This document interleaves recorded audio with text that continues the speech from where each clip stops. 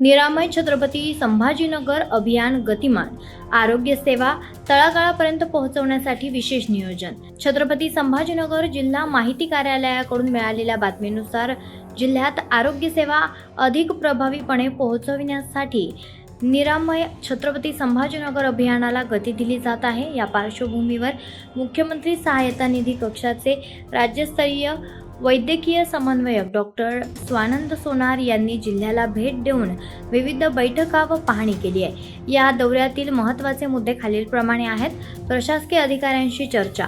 Doctor सोनार यांनी विभागीय आयुक्त जी श्रीकांत, अपर जिल्हाधिकारी संभाजीराव अडकुणे आणि निवासी उपजिल्हाधिकारी जनार्दन विधाते यांच्यासोबत अभियानाच्या नियोजनाबाबत आणि मागील 14 महिन्यांच्या आरोग्य उपक्रमांचा आढावा घेतला। स्थानिक आरोग्य समस्यांवर भर, झोपडपट्ट्या, आदिवासी पाडे, तांडे आणि आर्थिकदृष्ट्या दुर्बल घटकांमध्ये वाढणाऱ्या स्तनाचा कर्करोग, गर्भाशयाचा कर्करोग, सिकल सेल आणि ॲनिमिया या आजारांच्या सुरुवातीच्या निदानासाठी विशेष मोहीम राबवली जाणार आहे।